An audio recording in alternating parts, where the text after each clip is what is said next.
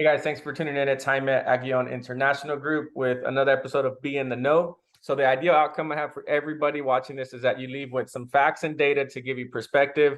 If you're thinking of buying or selling or investing in real estate, this will give you some information that will help you make a more knowledgeable decision on if you should buy, if you should invest, if you should wait. But there are a couple of things I wanted to talk about in this episode. So I'm going to share my screen with you guys and show you what's going on here in San Antonio. All right, so you should see it now. So I've got, let's do 30 days just to give you an idea of what we're looking at. Okay, so check this out. This green piece of the pie is the number of new listings that have came on the market for sale. And that number is 5,128. And then if you go down to the orange, those are there's 4,200 roughly properties that have had a price change. Most of those are going to be a price change going down, and in some crazy situations, people are still increasing their price. And then you've got the black color, which are the solds. It represents how many have sold in the past 30 days.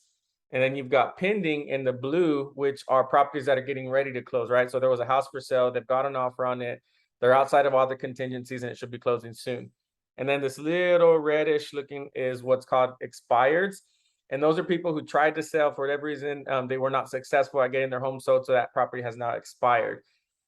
So I think the biggest thing that I see here, like the takeaway for you guys to know, is that there's a ton of new inventory coming on the market. And when you compare new inventory to pending, when you see the pending is way less than new, that's when the market starts to pile up, right? When we start to see more listings sitting on the market, we definitely start to see more price changes.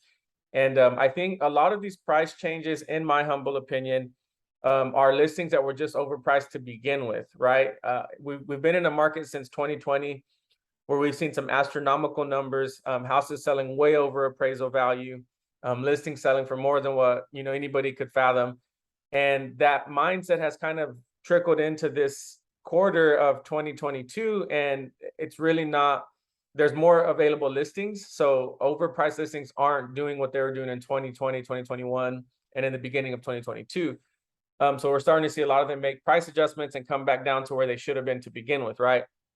I will say this, another thing to take away. So number one takeaway, if you're thinking of buying a home in today's market, but you've heard it's really hard, there's multiple offers, you have to offer crazy amounts over asking price. That was all true, and it still is to a degree. Because there is more listings available, supply has gone up. Buyers are now in an opportunity where you may not be competing with 20 other buyers, right? You might be competing with 2 or 3, but in those situations, we've been able to see that sellers are still contributing to the buyer's concession. So concessions are coming back in most cases. And all that means is if you offer somebody who's asking $300 for their home, if you say, look, I'll pay you $300, but can you help me out with like $5,000 so I can pay some of my closing costs? That's coming back around. A few months back, if you made an offer like that, you're not going to get the house. Like there's going to be someone else who made a full price or over full price offer with no concessions, paying their own closing costs. That's who was winning the multiple offer situations. And we're seeing concessions coming back. So I just want to show you what I mean by that. If I come down to my single family search, I'm going to plug in a community here called Park Place. That's right off Petranco, the far west side, and give you an idea of what this looks like. So if we go back just 3 months, I hit count, there's going to be 35 transactions, and then we do a CMA summary. So check this out. There's 15 active listings, and you can see of those 15, 1, 2, 3, 4, 5. 5 have made a price adjustment, and then the other ones are just sitting there still. They're not selling, right? And then you got 1 new listing that hit the market with 1 under contract, 2 under contract. So then you come down to the pending category, and then you see what's sold. Out of those 15 that have sold, down here it says seller concession. 8,000 was the most, 550 was the minimum, and then about $3,000 is the average, 2,975. So that goes to speak a little bit about what the market's doing, right? And then you've still got the list price to sales price ratio. Original list price to sales price is at 93.92%. So that means is what you listed for versus what it sold for. There's a gap, right? And in that neighborhood, that gap is about 6%. So if you want to do some math, let me see if I can pull up my calculator for you so you can follow with me. Let's do All right, here it is.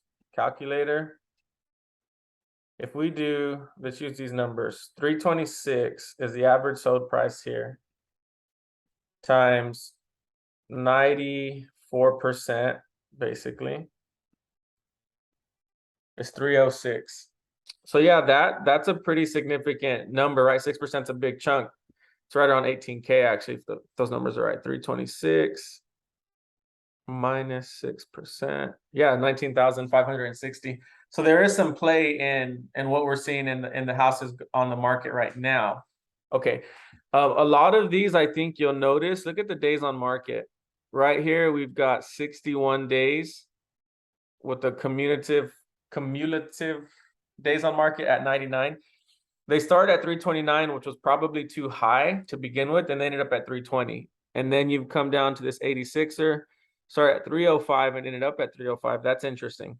And then you can just kind of see where things are. In this situation, they priced at 385 and got 400. So they still were able to achieve an over ask offer.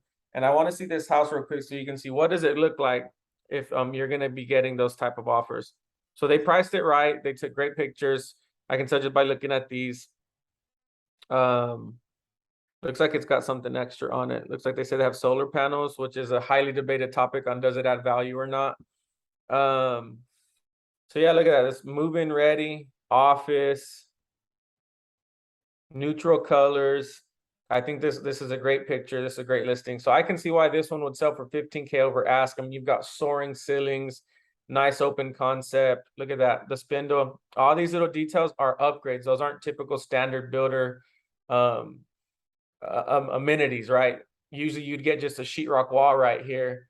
And instead they opted to pay more money to have the spindle staircasing put in. That's probably wrought iron maybe.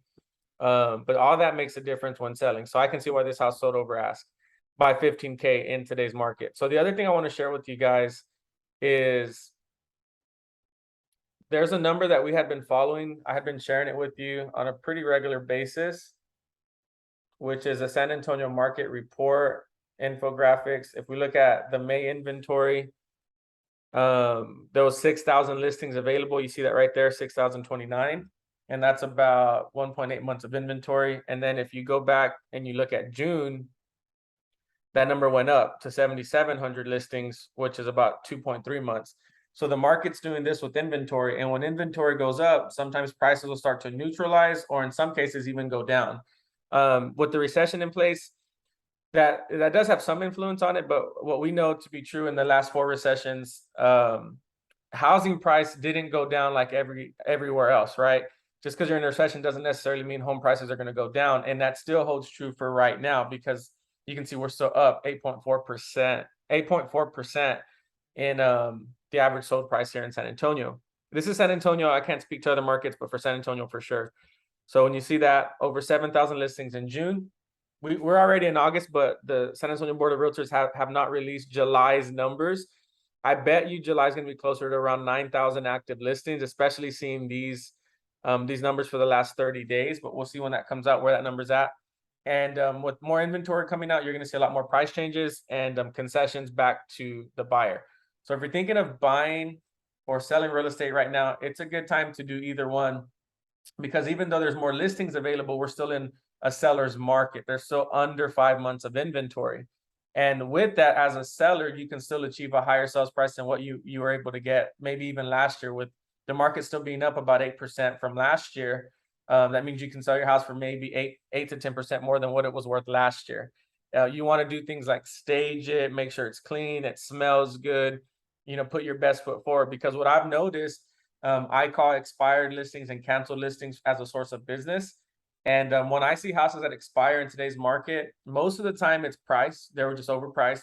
But sometimes it's a combination of being overpriced and not showing well. Like when you walk into the house, maybe the AC was turned off and it's super muggy, it's hot. Buyers are not going to stay in that house and walk it. It's quickly going to get checked off their list and they're going to move to the next one. I've noticed walking into houses where they need paint, carpet, if they smell funny, those houses are sitting on the market and not selling. And if you go and you put some fresh paint, new carpet, and have the AC on for showings, that can be the difference of you making an extra 10,000 or losing 10,000 or more. And if you're in a position where you can't afford to pay if you can't afford to pay for paint, carpet, things like that, well, you can price it to where those things will no longer have an impact. You're probably going to sell for less money, but it saves you from coming out of pocket up front. And in some cases, we're able to pay for those things up front and get reimbursed on the back end so that you can have the best listing, fresh new paint, carpet, and go from there. So if that's something you're interested in, if you're in a position where you've got a house that needs some work, you want to sell it, but you don't want to lose money and you don't have the funds to do like the fresh paint and carpet and things like that, reach out to me. Let me know I'm able to provide that resource for you. I can pay for it up front and get reimbursed at the end. So if you guys know anybody like that, maybe someone who's going through a divorce or has lost a job or is just in a tough position and you know that they need help, reach out to me. Let us be a resource for you and help you guys. So thanks for tuning in to this episode. If you have any questions about what's going on with interest rates, anything like that, call me, text me, email, DM, whatever's the easiest for you guys. All right, y'all have a blessed one. I will talk to you soon.